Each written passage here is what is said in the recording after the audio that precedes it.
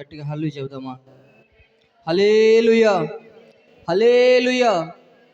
చాలా సంతోషం మీతో పాటు ప్రభు సన్నిధిలో స్తుతించడానికి, ప్రభు చూపినటువంటి మహాకృప కొరకై ప్రభు నేను ఎంతగానో స్తుతిస్తా ఉన్నాను. దేవుని యొక్క వాక్యాన్ని ధ్యానం చేసుకుందాం. న్యాయాధిపతుల గ్రంథం 18వ అధ్యాయము 9-10 వచనాలు చదువుకొని ప్రార్థన చేసుకుందాం. న్యాయాధిపతుల గ్రంథం 18వ అధ్యాయము 9వ వచనాన్ని ఒకసారి చదువుకుందాం.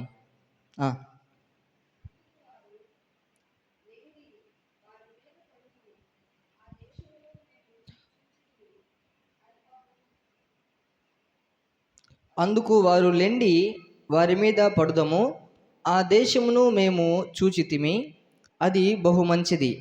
మీరు ఊరుకనున్నారు ఏమి? ఆలస్యము చేయక బయలుదేరి ప్రవేశించి ఆ దేశమును స్వాధీనపరచుకొనుడి. జనులు నిర్భయముగా నున్నారు గనుక మీరు పోయి వారి మీద పడవచ్చును. ఆ దేశము నలుదిక్కుల విశాలమైనది, దేవుడి మీ చేతికి దాన్ని అప్పగించును. భూమిలో ఉన్న పదార్థములలో ఏది అచ్చట కొదువు లేదనిరి. ఆమేన్, హల్లెలూయా. చిన్నపాటి ప్రార్థన చేసుకుందాం. దయగలిగిన మా తండ్రి, కృపగలిగిన రక్షక, మీ పరిశుద్ధ గణనామానికి స్తోత్రాలు చెల్లిస్తా ఉన్నాం అయ్యా. ఈ 2026 సంవత్సరానికి అడుగు పెట్టడానికి మీరు చూపిన కృప కొరకే స్తోత్రాలు దేవా. మీ కృప ద్వారా తండ్రి ఈ సిద్ధపాటు విజ్ఞాపన కూడిక ఇంతవరకు మీ కృపలో దేవా జయప్రదంగా జరిగించారు. మీకు వందనాలు దేవా. మీ కృపలో ఈ సిద్ధపాటు విజ్ఞాపన కూడికలో తండ్రి మీ వాక్యాన్ని ధ్యానం చేసుకోబోతుండగా మీరు మాతో చేరుచిన ప్రజలతో మీరు మాట్లాడి వెలిగించి మహిమ తెచ్చుకోండి. వాక్యానికి వ్యతిరేకం పనిచాలని చూస్తున్న ప్రతి అపవాదికి లయపరచండి. మీ వాక్య వీళ్ళు మమ్మల్ని అందరినీ స్థిరపరిచి బలపరిచి కృప ద్వారా నడిపించమని, నిలబడుతున్న మీ ప్రియ పరిచారకుని మీరు బలపరిచి మీ ఆత్మ అభిషేకంతో నింపి నడిపించి మహిమ తెచ్చుకోమని స్తుతిఘనత ప్రభావాలు మీకే ఆరోపిస్తూ ఈ వర్తమానం మీ దగ్గర హస్తంకు అప్పగిస్తూ యేసయ్య నామములో అడుగుచున్నాం తండ్రి, ఆమేన్, హల్లెలూయా. మన రక్షకుడైనటువంటి యేసుక్రీస్తు ప్రశస్త నామంలో ఈ సిద్ధపాటు విజ్ఞాపన కూడికకు చేరొచ్చిన దేవుని ప్రజలని మీ అందరికీ నా హృదయపూర్వకమైనటువంటి వందనాలు తెలియజేస్తా ఉన్నాను. ఈ సమయంలో న్యాయాధిపతుల గ్రంథం 18వ అధ్యాయము 9-10 వచనాలని మనం చదువుకున్నాం. ఒకసారి అక్కడ జరిగినటువంటి సన్నివేశాన్ని కనుక మనం చూసినట్లయితే, ఆ దినాలలో ఇశ్రాయేలు ప్రజలకి రాజు లేడు. అలాంటి దినాలలో ఇక్కడ మనకు కనిపిస్తున్నటువంటి వివరణ ఏంటంటే, ఒక 5 మందిని పరాక్రమశాలుని ఇశ్రాయేలు ప్రజల్లో ఏర్పరచబడ్డారు, పిలువబడ్డారు.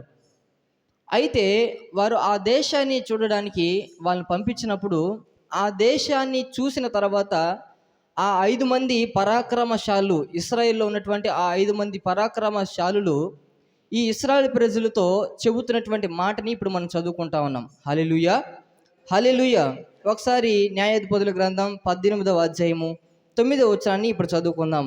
అందుకు వారు లెండి వారి మీద పడుదము, ఆ దేశమును మేము చూచితిమి, అది బహు మంచిది. మీరు ఊరుకునున్నారు ఏమి? ఆలస్యము చేయక బయలుదేరి ప్రవేశించి ఆ దేశమును స్వాధీనపరచుకొనుడి. ఆమేన్, హల్లెలూయా, హల్లెలూయా. ఇక్కడ ప్రభువు నాకు నేర్పించినటువంటి పాఠం ఏందని అంటే, ఆలస్యము చేయక స్వాధీనపరచుకొనుడి. హల్లెలూయా, హల్లెలూయా.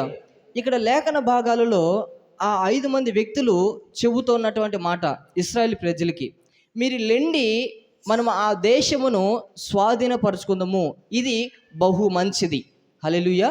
ఇక్కడ మనం నేర్చుకోవాల్సినటువంటి ఒక మంచి పాఠం ఏందయ్యా అని అంటే, ఆలస్యము చేయక స్వాధీనపరచుకొనుడి.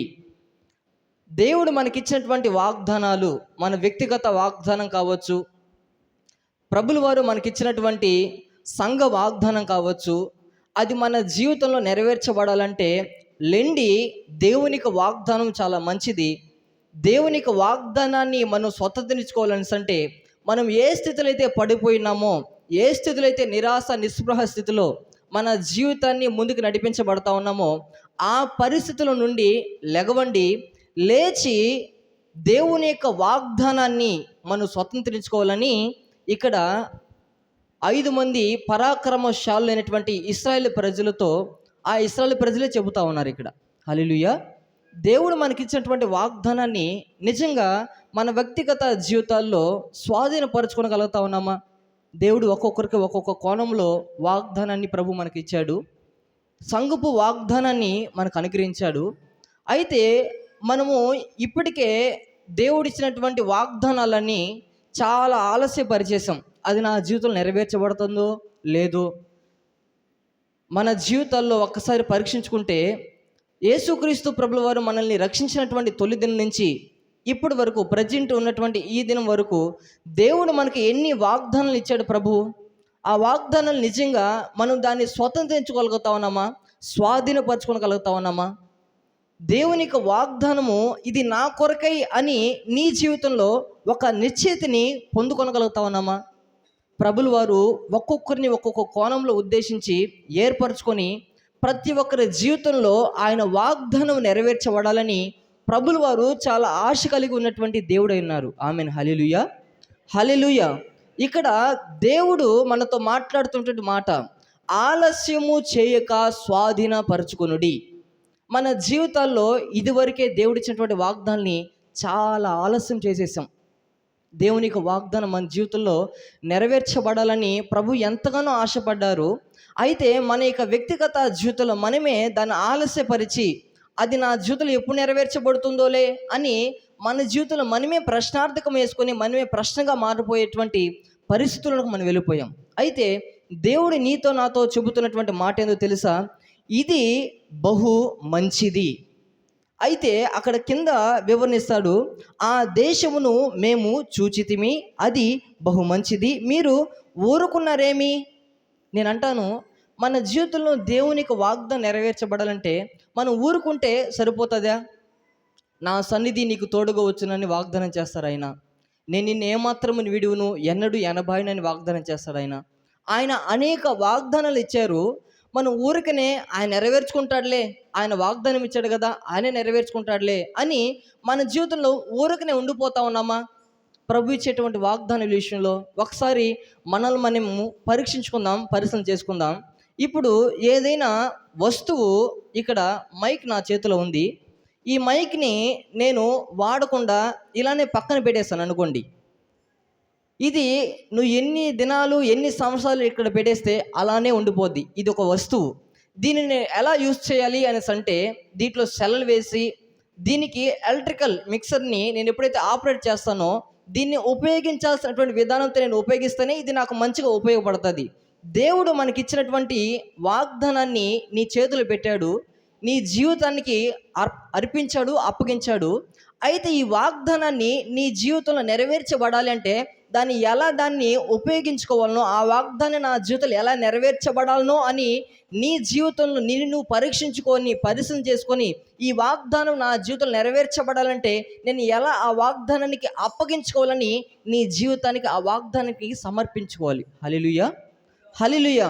మనం ఏం చేస్తామయ్యా అనేసి అంటే, ఈ వాగ్దానాన్ని మనం చూస్తాం, బైబిల్ పెట్టేసుకుంటాం, అట్లే మర్చిపోతాం.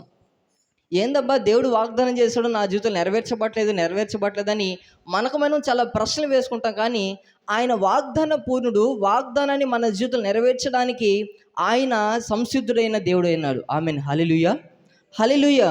అయితే మనము ఆ యొక్క వాగ్దానాన్ని స్వతంత్రించుకోవాలన్నటువంటి ఆశ నీలో, నాలో, మనలో కలిగి ఉండాలి. అది ఆమెన్. హల్లెలూయా. ఇక్కడ ఆ పరాక్రమశాలులైనటువంటి ఆ 5 మంది ఆ దేశ ప్రజల్ని చూసి దాన్ని స్వతంత్రించుకునే విషయంలో అది మంచిదై ఉంది అని వారి హృదయంలో బహు నిశ్చయిత కలిగి వారు నడిపించబడ్డారు. మీరు ఇంకా ఏంది ఊరకనున్నారు? లెగవండి, లేచి మనం ఆ దేశాన్ని స్వతంత్రించుకున్నట్లు, స్వాధీనపరుచుకున్నట్లు మనం ఈ ప్రదేశం నుండి లేచి వెళ్ళాలి. హల్లెలూయా.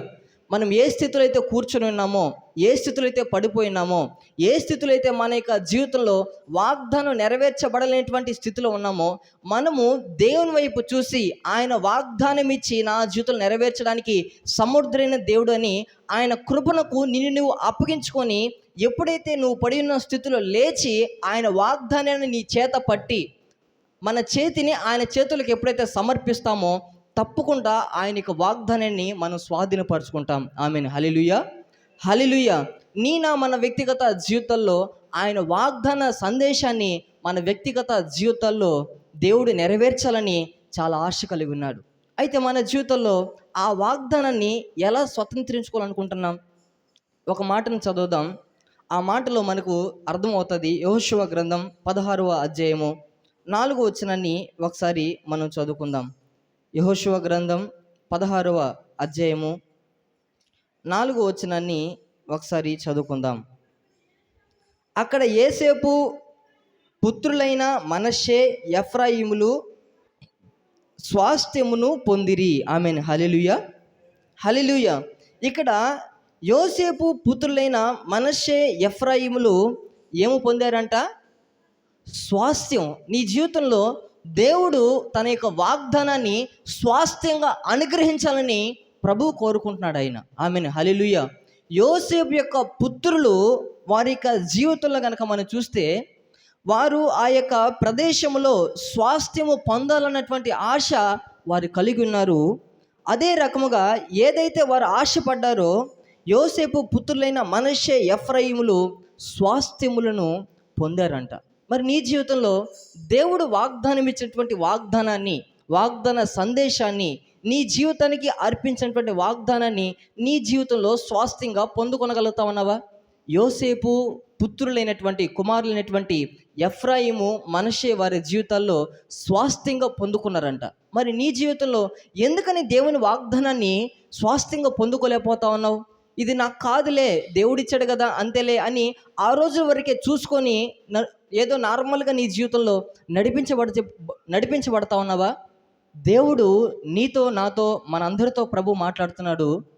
యోసేపు పుత్రులైనటువంటి మనష్షే, ఎఫ్రాయిములు స్వాస్థ్యంగా పొందారంట.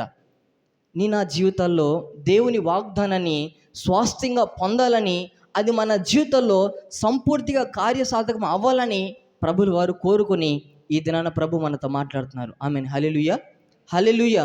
మరొకరి జీవితంలో ఆ వాగ్దానాన్ని ఎలా స్వతంత్రించుకున్నారో ఒకసారి చూద్దాం. ఓబద్య గ్రంథం 1వ అధ్యాయము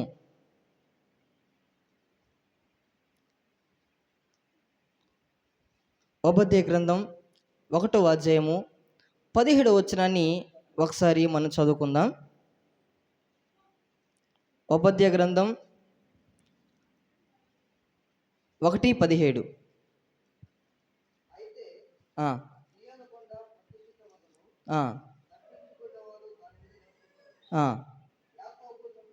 యాకోబు సంతతి వారు తమ స్వాస్థ్యములను స్వతంత్రించుకొందురు. ఆమేన్. హల్లెలూయా.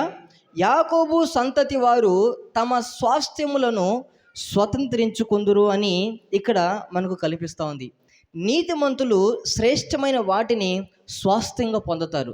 మరి నీ జీవితంలో యాకోబు సంతతి వారు పొందినటువంటి ఈ స్వాతంత్ర్యాన్ని మన జీవితంలో స్వాస్థ్యముగా స్వతంత్రతను పొందుకున్నారంట. వారు ఏదైతే దాన్ని స్వాస్థ్యాన్ని సంపాదించారో, వారు స్వేచ్ఛగా, స్వతంత్రతగా వారి జీవితాల్లో నడిపించబడినట్లుగా, పొందుకున్నట్లుగా మనకు కనిపిస్తుంది ఇక్కడ. మరి దేవుని యొక్క వాగ్దానం మన జీవితంలో ప్రభు అనుగ్రహించారు. అది స్వాస్థ్యంగా సంపాదించుకున్న తర్వాత స్వతంత్రతలోనికి నడిపించబడుతున్నామా? దేవుడు మనలను స్వేచ్ఛాపరులుగా చేశాడు ఆయన. హల్లెలూయా, హల్లెలూయా. అయితే ఈ స్వేచ్ఛని, దేవుని వాగ్దానాన్ని పొందుకునే విషయంలో స్వతంత్రించుకొని మన జీవితంలో స్వాస్థ్యంగా పొందుకోవాలి మొట్టమొదటిగా. ఆ తర్వాత స్వతంత్ర పూర్ణులుగా నడిపించబడాలని ప్రభు కోరుకుంటున్నాడు ఇక్కడ. హల్లెలూయా. యాకోబు సంతతి వారు ఇక్కడ మనం చూసినట్లయితే, యాకోబు సంతతి వారు తమ స్వాస్థ్యములను స్వతంత్రించుకొందురు. యాకోబు అనగా ఇశ్రాయేలు ప్రజలుగా దేవుని సంఘమైన మన వ్యక్తిగత జీవితాలతో ప్రభు మాట్లాడుతున్నటువంటి మాట ఏందో తెలుసా? ఈ యొక్క వాగ్దానాన్ని స్వాస్థ్యంగా పొందుకొని స్వతంత్రతలో నడిపించబడాలి. దేవుని యొక్క వాగ్దానం మన జీవితంలో సంపూర్తిగా స్వేచ్ఛగా నడిపించబడాలని ప్రభులు వారు ఇక్కడ కోరుకుంటున్నారు. అసలు స్వతంత్రత, స్వాస్థ్యంగా పొందుకోవడం అంటే ఏంది? ఒకనొక సందర్భంలో ఒక చిన్న పిల్లవాడిని, వాడు చిన్న పెన్సిల్ ముక్క తీసుకున్నప్పుడు అది ఆ పెన్సిల్ని తీసుకున్నప్పుడు ఆ వ్యక్తి మరలా నా ఎద్దు నుంచి లాక్కొని ఇది నాది అంటున్నాడు. అక్కడ మా ఊర్లో చిన్న పిల్లోడు. నేను అన్నాను, ఇది ఎందుకు ఇలా లాక్కుంటున్నావు అనేసి అంటే, ఇది నాది అన్నటువంటి ప్రశ్న వేసి లాక్కొని పరిగెత్తుకుంటూ వెళ్ళిపోయాడు ఆ పిల్లాడు. ఇప్పుడు నేను అంటాను, దేవుని యొక్క వాగ్దానాన్ని పెన్సిల్తో పోల్చుకుందాం. దేవాతి దేవుడు నీ జీవితంలో వాగ్దానం అనే పెన్సిల్ని నీ చేతికి ఇచ్చినప్పుడు, ఆ వాగ్దాన పెన్సిల్ని నీ జీవితంలో ఇది నాది అని దేవుని యొక్క వాగ్దానాన్ని స్వాస్థ్యముగా స్వతంత్రించుకొని నీ హక్కుగా ఇది నాది అన్నటువంటి దేవునికి వాగ్దానాన్ని పూర్ణ మనసుతో ఆ వాగ్దానాన్ని స్వీకరించగలుగుతా ఉన్నావా? ప్రభులు వారు మనతో మాట్లాడుతున్నటువంటి మాట ఏందో తెలుసా? దేవుని యొక్క వాగ్దానాన్ని మన జీవితంలో సంపూర్తిగా నెరవేర్చబడాలని ప్రభు కోరుకుంటున్నారు. చిన్నపిల్లడు అంటున్నాడు, ఇది నాది అంటున్నారు. అంటే ఒక వస్తువు తనదై ఉన్నప్పుడు అది నాది నాది అన్నటువంటి ప్రశ్న అతను వేసుకోగలుగుతున్నాడు. మరి దేవుడు అనేక వాగ్దానాల్ని నీ చేతులు పెట్టాడు.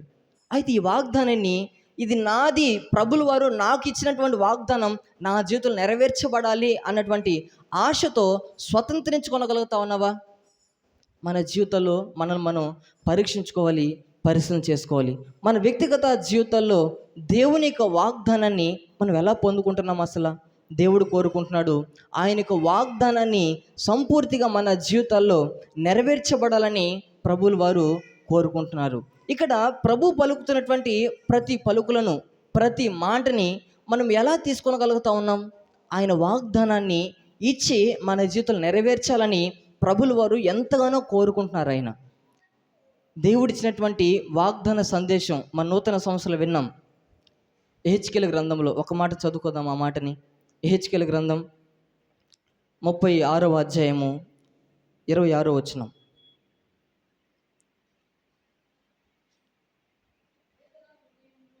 యెహెజ్కేలు గ్రంథం 36వ అధ్యాయము 26వ వచనం.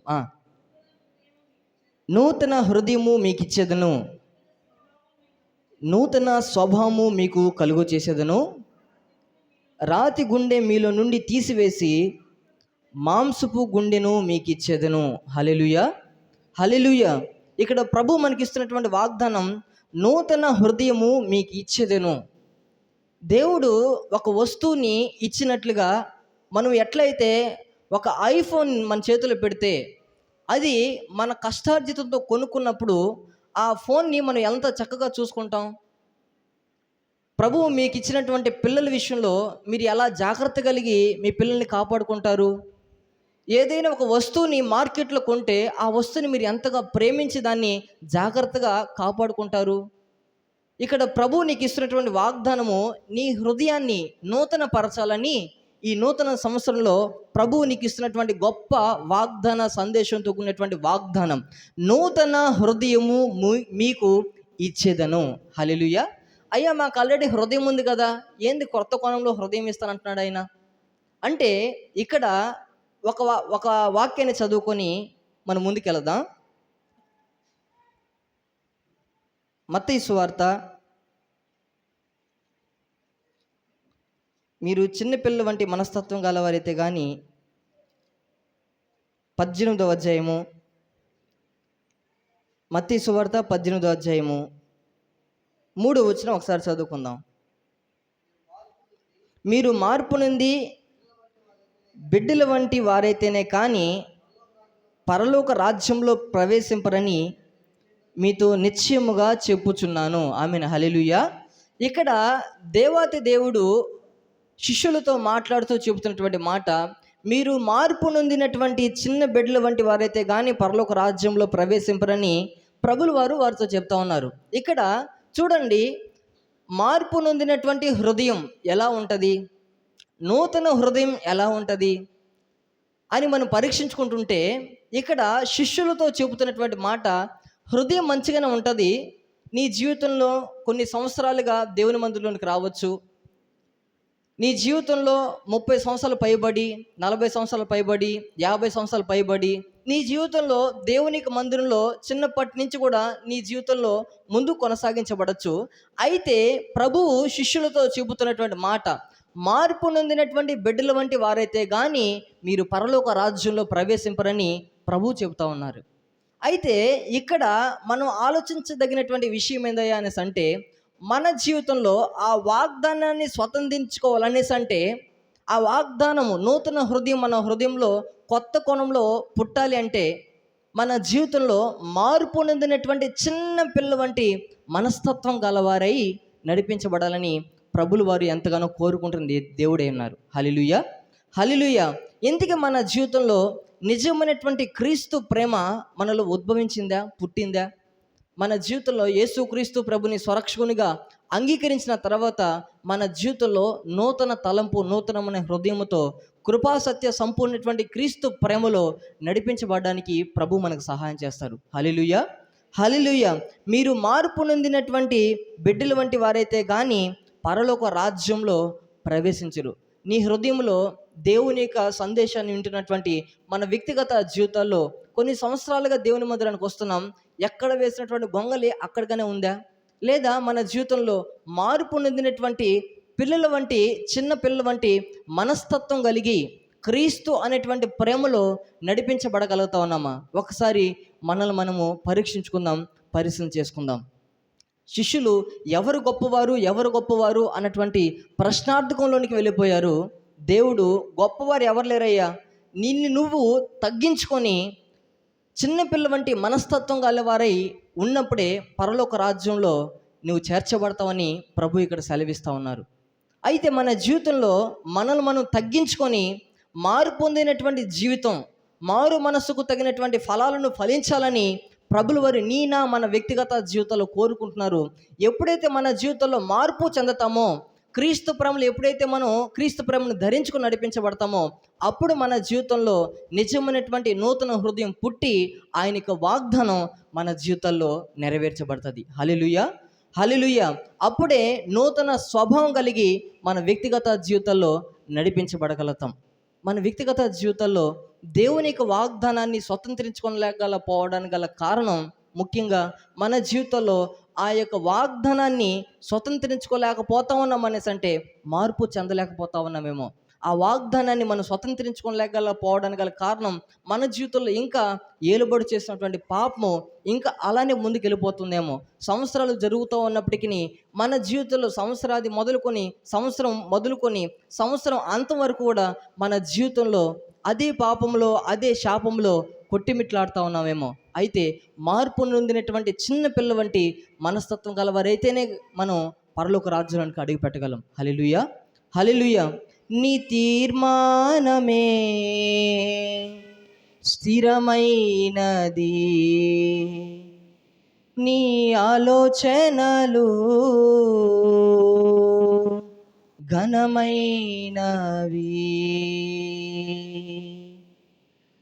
నీ తీర్మానమే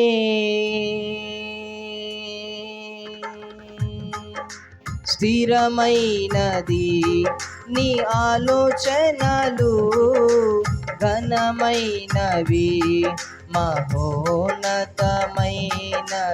నీ ప్రణాళికలు, మహోన్నతమైనవి నీ ప్రణాళికలు, ఎవరు విడదీయలేనిది నీతో నాకున్న అనుబంధము, ఎవరు విడదీయలేనిది నీతో నాకున్న అనుబంధము, ఎవరు విడదీయలేనిది నీతో నాకున్న అనుబంధము, ఎవరు విడదీయలేనిది నీతో నాకున్న అనుబంధము, నీ తీర్మానమే స్థిరమైనది, నీ ఆలోచనలు ఘనమైనవి, నీ తీర్మానమే స్థిరమైనది, నీ ఆలోచనలు ఘనమైనవి, మహోన్నతమైనవి నీ ప్రణాళికలు మహోన్నతమైనవి, నీ ప్రణాళికలు ఎవరు విడది. అందరూ కలిసి పడతామా? ఎవరు విడదలేనిది నీతో నాకున్న అనుబంధం అంటూ ప్రభు సన్నిధిలో స్తుతిద్దాము. ఎవరు విడది లేనిది నీతో నాకున్న అనుబంధము, ఎవరు విడది లేనిది నీతో నాకున్న అనుబంధము, ఎవరు విడది లేనిది నీతో నాకున్న అనుబంధము. నీ తీర్మానమే స్థిరమైనది, నీ ఆలోచనలు ఘనమైనవి, నీ తీర్మానమే స్థిరమైనది, నీ ఆలోచనలు ఘనమైనవి, నీ తీర్మానమే స్థిరమైనది, నీ ఆలోచనలు ఘనమైనవి.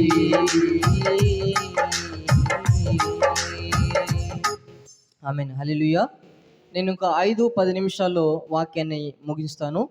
ఇక్కడ మనం చదివినటువంటి లేఖనాలు కనుక మనం చూసినట్లయితే మన జీవితాల్లో వాగ్దానాన్ని స్వతంత్రించుకోవాలన్నా, స్వాస్థ్యంగా పొందాలన్నా, మారు పొందినటువంటి చిన్న పిల్లల వంటి మనస్తత్వం గలవారై మనం ఎప్పుడైతే నడిపించబడతామో, అప్పుడు మనల్ని మనం తగ్గించుకుంటామో, అప్పుడే పరలోక రాజ్యం అనేటువంటి స్వాస్థ్యంలోనికి అడుగు పెడతామని ప్రభుల వారు మనతో మాట్లాడుతూ ఉన్నారు. ఈ దినాన మన జీవితంలో నిజంగా ఆ వాగ్దానాన్ని స్వతంత్రించుకోలేకపోతా ఉన్నామేమో. ఎందుకు స్వతంత్రించుకోలేకపోతా ఉన్నాం? మార్పు చెందలేకపోతా ఉన్నామేమో. ఆ వాగ్దానాన్ని మన నిజంలో నెరవేర్చబడాలంటే మార్పు పొందినటువంటి జీవితం కలిగి మనం ఎప్పుడైతే నడిపించబడతామో, ఆ వాగ్దాన పూర్ణటువంటి యేసుక్రీస్తు అనేటువంటి ఆ వాగ్దానాన్ని పొందుకొని నిత్యత్వంలోనికి పరలోక రాజ్యంలోనికి అడుగు పెట్టడానికి ప్రభుల వారు మనకు సహాయం చేస్తారని ప్రభుల వారు మనతో మాట్లాడుతున్నారు. ఆ దేశం చూసినటువంటి వారు నిజముగా ఆ యొక్క దేశాన్ని నిశ్చయముగా మనం స్వతంత్రించుకుంటాము అని వారు ఎప్పుడైతే వారి జీవితంలో నిశ్చయత కలిగి ఇది బహు మంచిది అన్నటువంటి ఖచ్చితత్వంలోనికి వారు ఎప్పుడైతే ఆ 5 మంది పరాక్రమశాలులు నడిపించబడ్డారో, వారు ఎందుకు ఇంకా ఆలస్యం చేస్తూ ఉన్నారు? మీరు కూర్చున్న స్థితిలో, పడి ఉన్న స్థితిలో లెగవండి. ఎప్పుడైతే మీరు లేచి ఆ యొక్క ఆలస్యం చేయక ఆ యొక్క స్వాధీనపరచుకోవాల్సినటువంటి ఆ దేశాన్ని ఎప్పుడైతే మనం లేచి నడిపించబడతామో, ఖచ్చితంగా దేవుడు మన జీవితాల్లో ఆ స్వాస్థ్యాన్ని తప్పకుండా అనుగ్రహిస్తానని ఇక్కడ ఆ యొక్క వ్యక్తులు 5 మంది చెప్పగలుగుతూ ఉన్నారు. మరి మన వ్యక్తిగత జీవితంలో ఇంకనూ ఆలస్యం చేసేస్తూ ఉన్నామా? మనం చేసుకున్నటువంటి తీర్మానాల్ని మర్చిపోతా ఉన్నామా? ఆ తీర్మానాలు మహోన్నతమైనటువంటి తీర్మానాలుగా ఉన్నప్పుడు మన జీవితంలో ఆయన యొక్క చిత్తము మన జీవితం నెరవేర్చబడడానికి ప్రభు మనకు సహాయం చేస్తారు. హల్లెలూయా, హల్లెలూయా. ఇక్కడ మన జీవితాలలో ఆలోచన చేస్తే ఆలస్యము మన జీవితంలో కలగకుండా మన జీవితంలో దేవుని యొక్క వాగ్దానాన్ని స్వతంత్రించుకోవాలని ప్రభుల వారు ఎంతగానో ఆశ కలిగి ఉన్నారు. నూతన హృదయము నీకు పుట్టించాలని, నూతన స్వభావమును నీకు కలుగచేసి నడిపించబడాలని ప్రభుల వారు కోరుకుంటారు. ఇంకను నీ జీవితంలో మార్పు చెందలేకపోతా ఉన్నావా? ఆయన వాగ్దానాన్ని స్వతంత్రించుకోలేకపోతా ఉన్నావా? దేవుడు ఈ యొక్క నూతన సంవత్సరంలో ఈ మొట్టమొదటి సిద్ధపాటు విజ్ఞాపన కూడికలో నీతో నాతో మాట్లాడుతున్నారు. ఆలస్యము చేసుకొనక ఆ స్వాస్థ్యాన్ని పొందుకోవాలని ప్రభు మనతో మాట్లాడుతూ ఉన్నారు. ఒకసారి 9వ వచనాన్ని చదువుకొని మనం క్లోజ్ చేసుకుందాం. అందుకు వారు, న్యాయాధిపతుల గ్రంథం 18వ అధ్యాయము 9వ వచనం, అందుకు వారు లెండి, వారి మీద పడుదము, ఆ దేశము మేము చూచితిమి, అది బహు మంచిది, మీరు ఊరుకున్నారేమి, ఆలస్యము చేయక బయలుదేరి ప్రవేశించి ఆ దేశమును స్వాధీనపరచుకొనుడి. ఆమేన్, హల్లెలూయా. ఇప్పటికైనా సరే దేవుడు ఆయన కృపా బాహు ద్వారా ఎన్ని సంవత్సరాలు ఆయన కాపుదల్లో కాచి కాపాడి భద్రపరిచి క్షేమమును అనుగ్రహించి అనేక వాగ్దానాల్ని ప్రభు మనకు అనుగ్రహించారు. అయితే ఇప్పటికైనా సరే మించిపోయింది ఏం లేదు. ప్రభు నీతో నాతో చెబుతున్నటువంటి మాట, ఆలస్యము చేసుకొనక నీ జీవితంలో లేచి ఆయన యొక్క వాగ్దానాన్ని స్వతంత్రించుకోవడానికి నీ జీవితంలో పూనుకొనాలని ప్రభులు వారు ఆశ కలిగి ఉన్నారు. మరి మన జీవితంలో ఆ వాగ్దానాన్ని సంపూర్తిగా నెరవేర్చబడాలని నీ జీవితాన్ని నీవే ప్రభుకి అర్పించుకో, తీర్మానం చేసుకో. ప్రభువా, నీ తీర్మానం పైన నా యొక్క జీవితాన్ని అర్పించుకుంటున్నా. నీ యొక్క వ్యక్తిగత జీవితంలో ఎప్పుడైతే నువ్వు సమర్పించుకుంటావో ప్రభుకి, ఆయన నమ్మదగిన దేవుడు, న్యాయాధిపతి అనే దేవుడు ఆయన. హల్లెలూయా, హల్లెలూయా.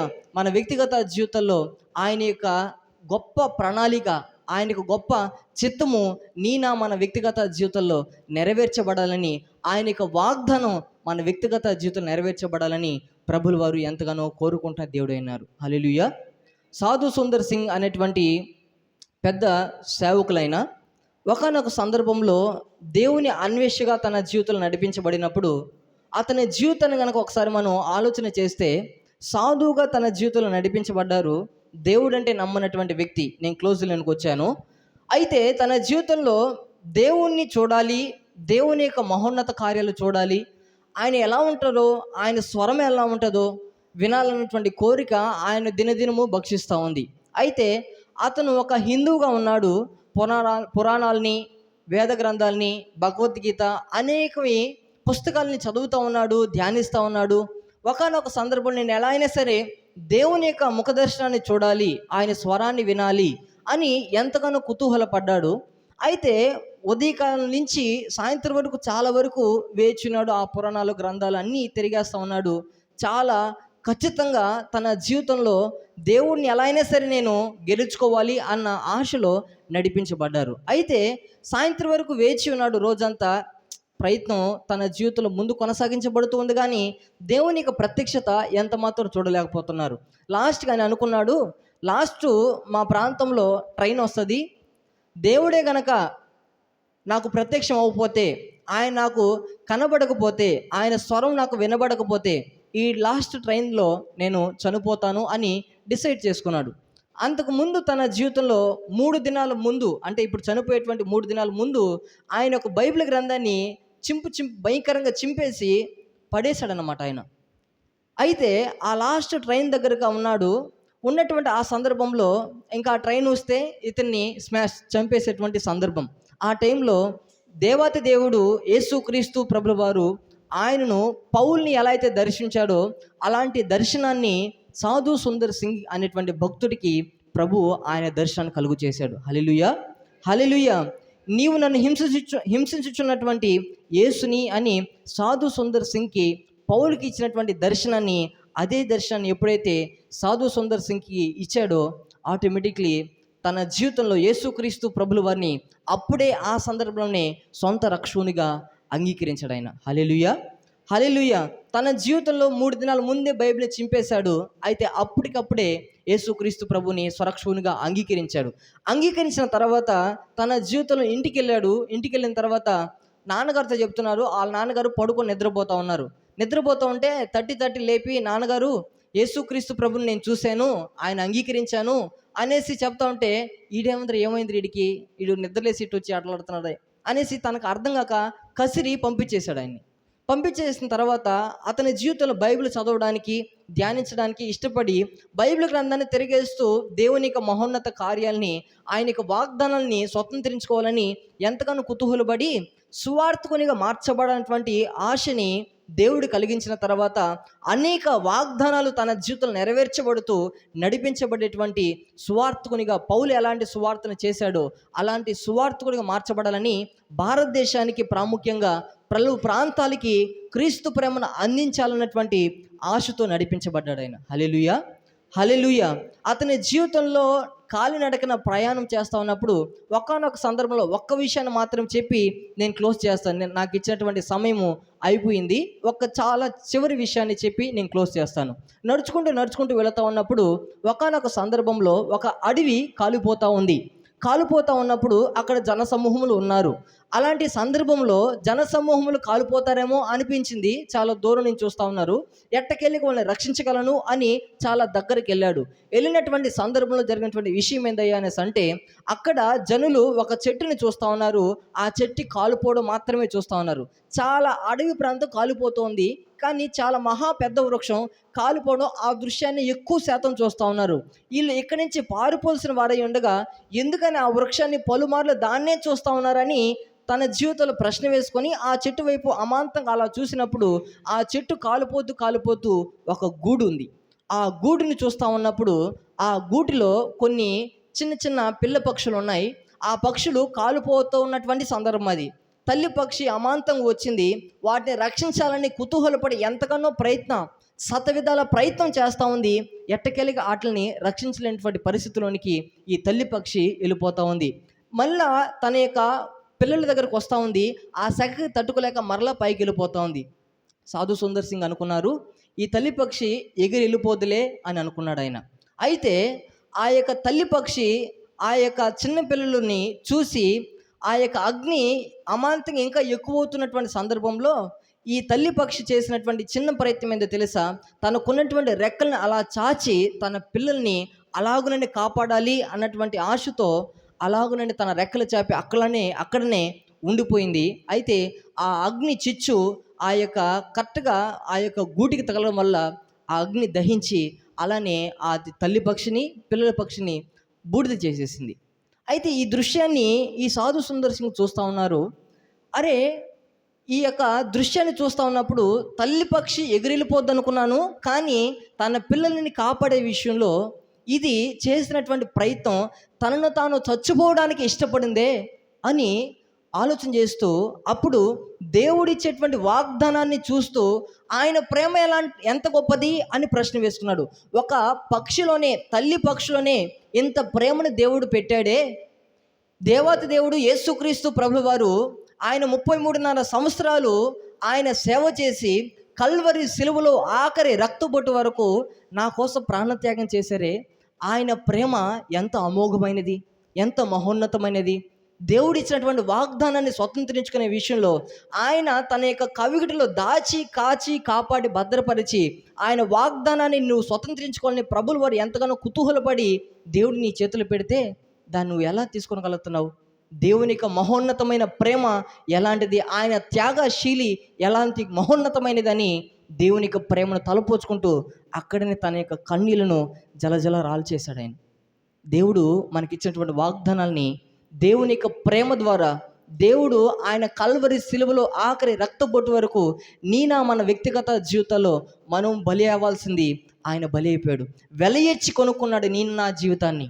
అయితే మనం దేవుడిచ్చినటువంటి వాగ్దానాన్ని జారవిడ్చేసుకుంటున్నామా, లేదా క్రీస్తు ప్రేమని మనం ధరించుకొని ఆయన వాగ్దానాన్ని స్వతంత్రించుకొని నడిపించబడుతున్నామా? దేవుడు మనందరితో మాట్లాడుతున్నారు.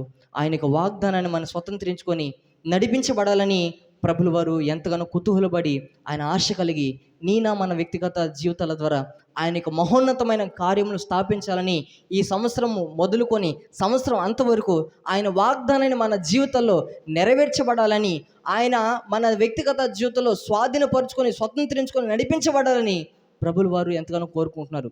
నీవు తీర్మానం చేసుకో, ఆయన కృపను అప్పగించుకో. ఆయన వాగ్దానం మన వ్యక్తిగత జీవితాల్లో సంపూర్తిగా నెరవేర్చబడాలని నీవు తీర్మానం చేసుకుంటే నీ తీర్మానాన్ని ఆయన స్థిరపరిచి బలపరిచి నడిపించును గాక. ఆమెన్. హల్లెలూయా, హల్లెలూయా. మన వినికిడిలో ఈ వాక్యాన్ని దీవించి ఆస్వాదించి ఫలింపచేసి అభివృద్ధి పరచును గాక. ఆమెన్. ఈ యొక్క సమయాన్ని సేవకులకు అప్పగిస్తున్నాను. వారు మనల్ని ముందుకు నడిపిస్తారు. ప్రార్థన చేసుకుందాం.